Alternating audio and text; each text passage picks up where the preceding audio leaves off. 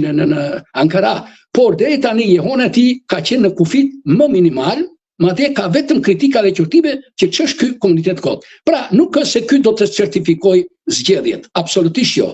Atë ka BE-ja, Shtetet Bashkuara të Amerikës dhe OSBE-ja. Po pikërisht te kjo për ta vazhduar për te oqeanit në marrëdhënien me Shtetet e Bashkuara. Prisni ndonjë çfarë mund të vijë nga SBA-ja, nisur edhe nga lobimi i Partisë Demokratike e cila shpreson në fakt në fund fundi që SBA-ja mos i njohë këto zgjedhje administrata Trump, po mund shkohet deri këtu? Tani ti më fute në një nga shkaqet e humbjes.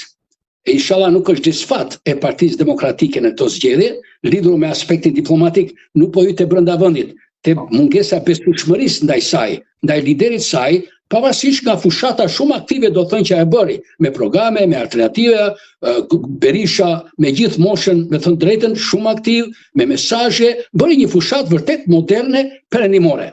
Po problemi është tek besueshmëria për Partinë Demokratike, tek programi i saj dhe tek lideri i saj Sali Berisha, jashtë PD-s flas. Pra PD-ja nuk arriti që të dilte jashtë sinoreve veta. Tani në anën e jashtme diplomatike, shumë e rëndësishme, ju e dini, për zgjedhje Shqipëri, për partitë politike, po s'patë mbështetje nga jashtë, të hidhur përpjet bëj çfarë të duash, nuk fiton dot. Kjo i mungoi Partisë Demokratike. Unë e thënë drejtën pritja që Shtetet e Bashkuara, me që se erdhi Lacevita, pavarësisht ishte privat, t'ia hiqnin atë në gradën, siç u tha, nga PD-ja me shumë bujë, dhe kjo ishte një gaf nga ana e PD-s, që shpalli qenia në shkurt, tani do bëhet nami, do hiqet në grada, do bëhet nuk u bë kjo. Po të ishte bërë kjo, jo se do fitonte pra PD-ja, nuk ishte garanci, po gjithsesi do krijonte besueshmëri më të madhe, do hapim shumë, do ishte më ballhapur, ju e pat. Para 3 ditëve një njoftim doli, që nuk ishte gjë, thjesht për një vizitë dhe mori shumë fuqi. Pra, SBA-ja me sa duket nuk e mbështeti dhe nuk po e mbështet PD-n në kuptimin institucional flason. Lacevita e njëri tjetër nuk janë përfaqësues të departamentit. Nuk pati asnjë deklaratë. Megjithëse këta i festun ditëlindjen e asaj Suzanës, shefit kabinetit Trumpit, shoqë Lacevicë e këtu. E dyta, po ashtu me BE-n, asnjë lloj deklarate me BE-n, qofti direkte domethënë që shiko tani kjo qeveria Rama ka punuar mirë, ka bërë ne po 12 vjet, tani edhe opozita ne të bënte diçka të tillë. E di që ju do më thoni EPP-ja me 4 rezoluta. Përse Berisha thotë që aty ishte dhe kancelari Merz. Ishte, është e vërtet, ishin gjithë janë 90% të kryeministëve, EPP-ja është forumi më i madh. Por ka një problem, e para punës, sikur u tha 4 rezoluta, këtu unë dyshova shumë, se nuk është serioze për një forum si EPP-ja të bëj 4 rezoluta dhe mos e pyesi njerin në Shqipëri. Se kështu ndodhi, apo jo? Nuk 1 ose 2, po jo 4 rezoluta.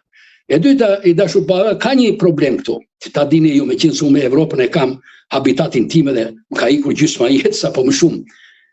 Jo EPP-ja, pavarësisht se është grupi më i fuqishëm dhe ka 90% të kryeministrave të botës, po as Parlamenti Evropian, ku janë edhe grupet e tjera, sot e ka humbur shumë fuqinë e vet. Është më tepër një tribun morale, po as ligjore, as politike, as praktike. Pse? Sepse qeverit sot ka marrë avantazh të madh në BE, ai formati ndërqeveritar, jo supranacional. Pra, jo Parlamenti Evropian dhe jo Komisioni Evropian. Komisioni ka më shumë fakta drejt, e kanë vendet anëtare, këta 27, Këshilli Evropian. Pra, ky është realiteti. Pra, qeverit, do të thoshti po mirë, qeverit ja ishin atje, po ishin atje sepse janë EPP ato, po kur vjen puna për vendime gjeopolitike, ta mbështesim këtë qeveri apo mos ta mbështesim, ato nuk e pyesin fare, e dëgjojnë mendimin e EPP-s apo të grupit socialist, por nuk e zbatojnë. Zbatojnë interesat e tyre gjeopolitike. Dhe i thonë atyre, ju dëgjuam, ju keni drejt në parim, kështu është, por ama mos harrojmë që qeveria Rama, konkretisht Tazan, ka kontribu shumë me Meloni për Italinë, me këto, me afganët, ka organizuar samite, ka hapur negociatat, ka bërë reformulojnë gjithë këto gjëra, pra, kështu i kalojnë ato. Pra, ne kemi interes që të kemi edhe të mira me të fjeri. PD-ja thot ajo opozita, në rast se fiton, edhe ne do ta mbështesim opozitën, po të presim, po që se fiton ne mbështesim.